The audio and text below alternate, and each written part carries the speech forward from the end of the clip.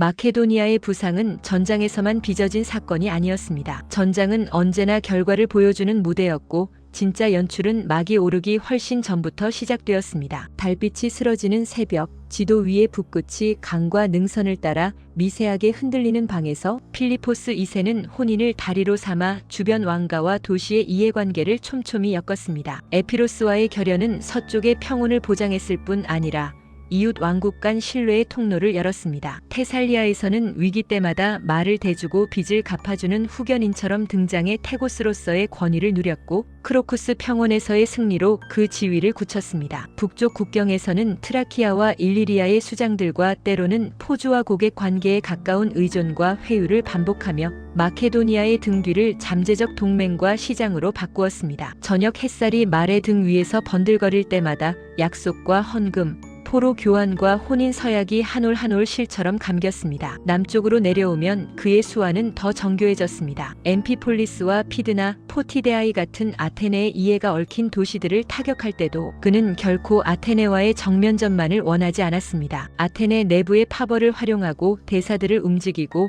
선물과 위협을 섞어 정치인의 혀를 바꾸게 만들었습니다. 마치 조용한 방에서 잉크 냄새가 퍼지듯 말은 서신으로 번지고 서신은 표결로 이어졌습니다. 때로는 평화를 제안해 숨을 고르고 때로는 다른 전선에서 유리한 지점을 점유한 뒤 새로운 제안을 들이밀었습니다. 기원전 346년 필로크라테스 평화는 그의 손끝이 얼마나 민감하고도 단단했는지를 보여주었습니다. 휴전의 숨틈에서 그는 금광의 수익을 코인으로 바꾸었고 그 코인은 병사들의 급료, 공성기술자의 일일 임금, 동맹 도시의 사절단을 맞이하는 연회의 비용으로 다시 바뀌었습니다. 금속의 차가운 빛은 곧 창날의 번쩍임으로 장부의 숫자는 곧 군량의 더미로 변했습니다. 이렇게 모아지고 또 흩어지는 움직임의 누적이 마침내 그리스 전역의 엘리트와 고병, 말과 창을 보이오티아의 들판으로 불러 모았습니다. 무대의 막은 이미 반쯤 올라가 있었습니다. 관중석은 고요했지만 땅속에서는 발걸음의 진동이 미세하게 웅웅 울리고 있었습니다. 기원전 338년 보이오티아의 작은 도시 카이로네이아 근처 평원과 구릉지대는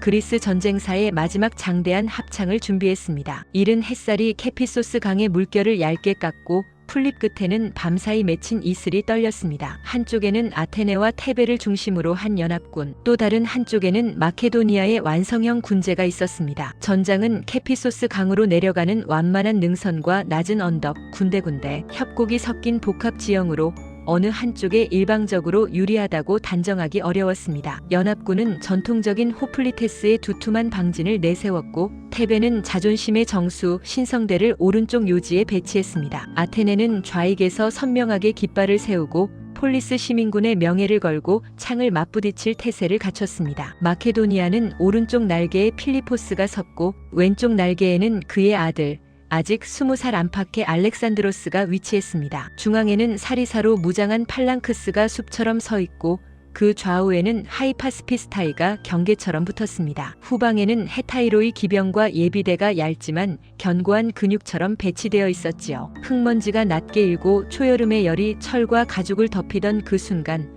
전투는 전통과 혁신, 자부심과 체계, 시민과 직업군 사이의 긴장된 대화처럼 시작되었습니다. 창끝이 햇빛을 받아 실눈처럼 반짝이는 사이 북소리는 심장과 보폭을 하나로 묶었습니다. 전투 초반 필리포스는 오른쪽에서 천천히 그러나 분명한 의도를 품고 후퇴를 시작했습니다. 이것은 단순한 퇴각이 아니라 미묘한 불러들이기였습니다. 그의 보병은 물러나면서도 창의 각도를 무너지지 않게 유지했습니다. 사리사의 앞줄은 짧은 리듬으로 숨을 고르고 뒤줄은 긴 창의 균형을 가다듬었습니다. 철과 나무가 부딪힐 때마다 얇은 떨림이 손목에서 어깨로, 어깨에서 등줄기로 올라탔습니다. 그의 오른쪽이 밀리는 듯 보이자 아테네 측은 승리를 감지하듯 전진했고 환호와 고함 속에 발걸음은 점점 빨라졌습니다. 능선과 평지의 경계에서 연합군의 대우가 조금씩 늘어날 때 마케도니아의 병사들은 똑같은 거리를 정확히 유지했습니다. 차이는 미세했습니다. 그러나 전장에서는 이런 미세함이 하나의 균열이 됩니다. 아테네 병사들이 지형의 굴곡을 따라 무심코 벌어놓은 간극은 처음엔 눈에 보이지 않았을지 모릅니다. 그러나 훈련된 눈에는 그리고 그 순간을 기다려 온 자에게 저자에게는 마치 저울의 바늘이 가볍게 흔들리는 순간처럼 명백했습니다. 바람의 결이 달라지고 흙먼지의 흐름이 틀어지는 바로 그때였습니다. 반대편 왼쪽 날개에서 알렉산드로스가 움직였습니다. 그는 헤타이로이를 좁고 깊게 묶어 날을 세웠고 하이파스피스타이와 맞물려 자신의 정면을 밀며 대각으로 파고드는 관통선을 만들었습니다. 기병의 쐐기는 먼지 구름을 가르며 번개처럼 흘러들었고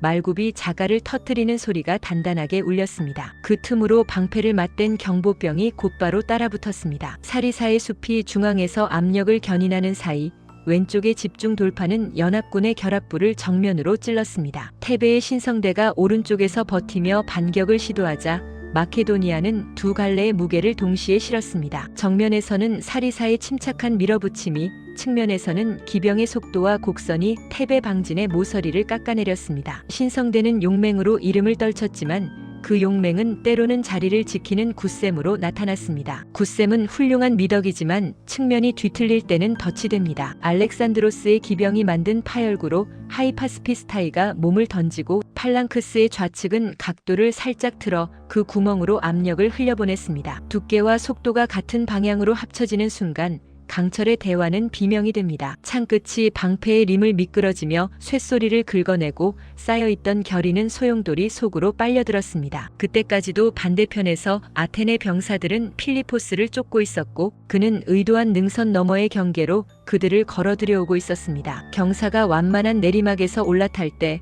발은 무겁고 호흡은 조금씩 거칠어집니다. 방지는 이상적으로는 평탄한 곳에서 단단합니다. 그러나 이런 기복에서는 누군가는 빨라지고 누군가는 뒤처집니다. 대형의 결이 풀리는 그 찰나를 정확히 겨냥해 필리포스의 오른쪽은 더 이상 물러서지 않았습니다. 그는 호령과 함께 대형을 멈추고 좌우 간격을 반뼘씩 조정시키며 반격을 시작했습니다. 드러나 있던 방패의 가장자리에 사리사의 촉이 박혔고 발끝이 걸린 이들은 뒤로 밀리며 옆에 동료와 어깨가 엉켰습니다. 차곡차곡 쌓여있던 돌처럼 단단하던 벽은 모래가 되어 손가락 사이로 빠져나갔고 양쪽 날개에서 동시에 일어난 무너짐은 곧 중앙으로 번졌습니다. 전선은 더 이상 일직선의 줄이 아니었습니다. 그건 휘어진 활줄 혹은 물결치는 새벽의 호수 같았습니다. 균형이 무너지면 소리는 멀리서부터 흔들리며 다가옵니다. 함성은 갈라지고 북은 엇박으로 울리며 깃발은 제자리를 잃고 허공에서 길을 물었습니다. 전투가 끝났을 때 평원에는 침묵과 비명이 동시에 가라앉았습니다. 소수의 말이 서서히 어슬렁거렸고 깃발은 먼지 속에서 반쯤 기울었습니다. 테베의 신성대는 전원전사에 가까운 피해를 입었고 훗날 그들을 기리는 사자상이 그 자리에 기억을 대리하게 됩니다. 아테네 역시 지휘관급 사상자가 속출했고 장정들의 빈자리는 도시의 광장에서 더 크게 울렸습니다. 승리의 의미는 냉정했습니다. 이제 그리스 본토에서 마케도니아와 맞먹어 군사적 정치적으로 버틸 수 있는 독립적 세력은 실질적으로 사라졌습니다. 그러나 필리포스는 이 승리를 복수의 칼로 휘두르지 않았습니다. 그는 사로잡힌 이들을 예우해 돌려보냈고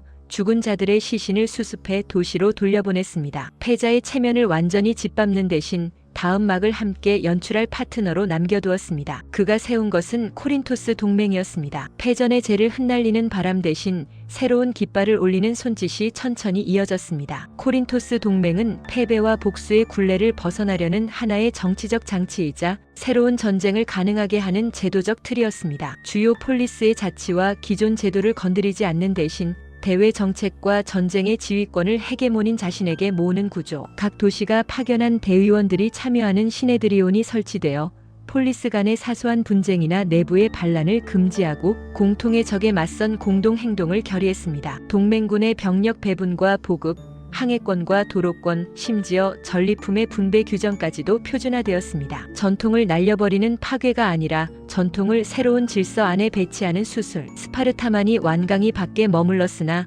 스파르타조차 더 이상 예전의 도전적 강자는 아니었습니다. 회의장의 돌기둥 사이로 서늘한 빛이 드나들고 서판에 새겨진 규정은 작은 긁힘 하나 없이 반듯했습니다. 이렇게 하여 필리포스는 마케도니아 국경을 지키는 방어자가 아닌 헬라스 전체를 조정하고 지휘하는 악장이 되었습니다. 그의 지휘봉은 도시와 도시 사이, 항구와 고개 사이를 가로질러 박자를 나눴습니다. 다음 막은 누구나 아는 이야기의 서막입니다. 코린토스 동맹은 페르시아에 대한 보복전, 혹은 정복전의 구호로 묶였고 그 구호는 오래된 감정과 신생 국가의 에너지를 함께 끌어올렸습니다. 필리포스는 선봉대를 소아시아로 보내며 원정의 첫 단추를 끼웠습니다. 선봉대는 헬레스폰트를 건너 교두보를 마련했고 트라키아와 소아시아 서부 해안의 일부 도시에서 마케도니아의 이름을 들려주었습니다. 본대는 느리되 확실하게 준비되었습니다. 공성기술자와 목공, 교량공, 짐수레꾼, 보급장교, 회계관, 통역, 그리고 각 도시에서 파견된 보병과 기병까지 금광에서 주조한 스타테르와 은드라크마는 배낭과 금고, 군마의 마구와 도시의 창고 사이를 쉬지 않고 오갔습니다. 대장간의 불은 밤늦게까지 꺼지지 않았고 부두의 저울은 새벽마다 다시 0점을 맞췄습니다. 도로가 닦이고 중간 보급지가 마련되고 곡물과 소금, 가죽과 못이 정해진 순서대로 쌓였습니다. 전쟁은 영웅들의 대결인 동시의 계산의 연속이었습니다. 그러나 역사는 때로 잔인하고 때로는 기묘한 선심을 씁니다. 막이 오르기 직전 누군가 무대 뒤에 끈을 불시에 끈듯 불확실성이 옅은 안개처럼 흘러들었습니다. 기원전 336년 필리포스는 아이가이에서 개최된 혼인잔치에서 암살당했습니다. 그날은 그의 딸 클레오파트라와 에피로스의 알렉산드로스가 결혼하는 날이었습니다. 왕은 화려한 행렬의 선두에 서서 승리를 장식하는 극장을 통과해 신전으로 들어가려 했습니다. 금 장식의 소리가 서로 부딪히며 가벼운 음악을 냈고 향연의 냄새가 뜨거운 공기와 뒤섞였습니다. 칼날은 빠르고 소문은 느렸습니다. 단 한 사람의 경호병 파우사니아스의 칼이 왕의 옆구리를 꿰뚫었고 장례는 비명과 돌진, 충격과 각오가 뒤섞인 소용돌이가 되었습니다. 범인은 도시의 문 쪽으로 달아났다가 곧 추격대에게 붙잡혀 죽임을 당했습니다. 그 뒤로 벌어진 것은 이야기의 수풀이었습니다. 범인의 동기와 배후를 두고 온갖 설이 돌았고 누군가는 궁정의 질투를, 누군가는 국제 정치의 어두운 손을 지목했습니다. 그러나 한 가지 사실만은 분명했습니다. 사리사 팔랑크스와 그를 둘러싼 완성형 국가 기계는 아직 식지 않았고 여전히 작동할 준비가 되어 있었다는 것, 그리고 그 기계를 몰아칠 손이 이미 충분히 자라나 있었다는 것입니다. 알렉산드로스는 찰나의 공백을 허용하지 않았습니다. 그는 수도와 군대를 장악하고 주변의 불씨를 신속하게 밟아 꺼뜨린 뒤 아버지가 만든 길을 더 멀리, 더 거칠게, 더 찬란하게 달려나갔습니다. 장래의 횃불이 사그라들기도 전에 행군의 북이 다시 울렸습니다. 이 지점에서 우리는 질문을 던져야 합니다. 필리포스 2세의 사리사 팔랑크스는 무엇을 남겼을까요? 전술적으론 깊이와 밀도, 그리고 병과 간 협동의 표준을 남겼습니다. 짧은 찌르기의 리듬에 익숙한 폴리스 병사들에게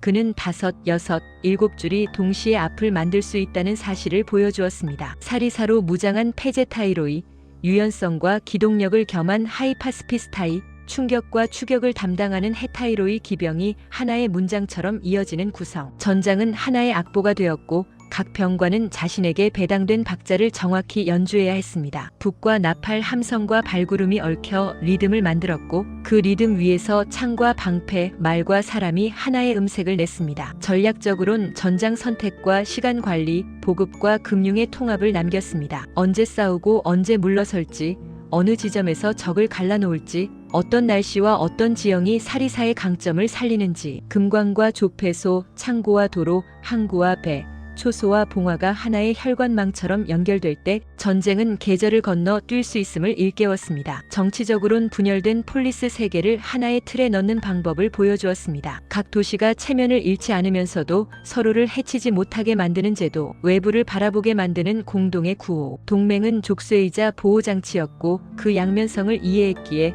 그는 동맹을 오래 쓰일 수 있는 기구로 만들었습니다. 그리고 그 틀 안에서 과거의 경쟁자들은 새로운 행군로의 좌표를 공유했습니다. 그러나 더 근본적으로 그는 군대의 제도화라는 유산을 남겼습니다. 시민이 수시로 갑옷을 꺼내 들고 농한기에 소집되어 전장에 나서던 시대에서 급료를 받으며 평시에 훈련하고 전시에 출정하는 직업군의 시대, 무기가 바뀌고 사람들이 바뀌고 훈련이 일상이 되자 전쟁은 더 이상 비상한 사건이 아니라 관리 가능한 사안이 되었습니다. 긴 창은 단지 무기의 길이가 아니라 국가의 호흡과 길이가 늘어났다는 상징이었습니다. 대형의 간격이 표준화되고 구령이 도시의 광장을 넘어 변방의 초소까지 동일하게 울렸습니다. 납품 계약과 군마의 사육, 가죽과 목재의 규격, 활시위와 화살촉의 호환성까지도 목록으로 정리되었습니다. 장인들의 손놀림은 규격의 선을 따라가고 창고지기의 필체는 계절의 변화를 닮아 단단해졌습니다. 이 모든 것이 쌓여 전쟁을 가능하게 하는 조건들이 제도라는 이름으로 자리를 잡았습니다. 물론 한계도 있었습니다. 거친 지형에서 팔랑크스는 그리 날쌔지 못했고 산악이나 숲,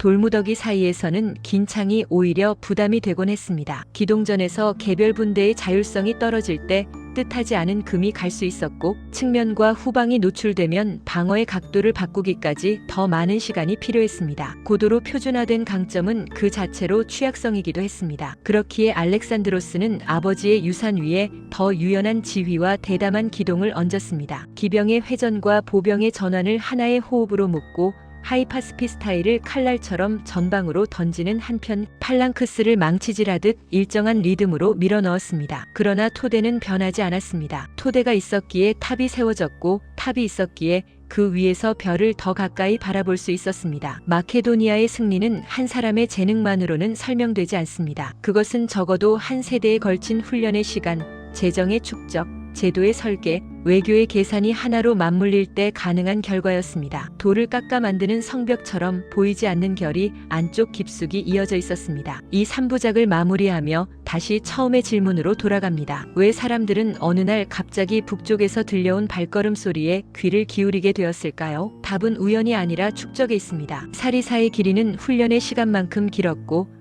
팔랑크스의 넓이는 국가의 야심만큼 넓었습니다. 필리포스 2세는 전쟁 영웅이라기보다 전쟁을 가능하게 하는 모든 조건을 조율한 오케스트라의 지휘자였습니다. 그는 악기를 고르고 연습실을 마련하고 연습 시간을 나누고 악보를 정리했습니다. 밤마다 창고에 자물쇠가 잠기고 새벽마다 연병장의 모래가 다시 고르게 쓸리는 동안 박자는 흐트러지지 않았습니다. 그리고 그의 지휘 아래 마케도니아라는 악단은 그리스라는 공연장에서 가장 완벽한 음색을 만들어냈습니다. 그 울림은 그의 죽음으로 사라지지 않았습니다. 오히려 알렉산드로스라는 젊은 연주자가 무대에 뛰어들며 더 광활한 홀로 퍼져나갔습니다. 우리가 오늘 배운 것은 한 번의 전투가 아니라 한 시대를 움직인 시스템의 힘입니다. 긴 창을 든 보병의 숲 사이로 바람이 불면 그 바람은 역사라는 강을 따라 먼 데까지 전해집니다. 다음에 또 다른 시대의 전장을 펼칠 때 우리는 이 바람의 소리를 기억할 것입니다. 그리고 다시 묻겠습니다. 누가 전장을 바꾸는가? 무기인가? 사람인가? 아니면 그 둘을 엮어내는 보이지 않는 손인가? 필리포스 2세는 그 답을 이미 알고 있었습니다. 그는 말없이 사리사를 들고 그 답을 전장 위에 써내려갔습니다. 그리고 그 글씨는 시간이 흘러도 지워지지 않았습니다.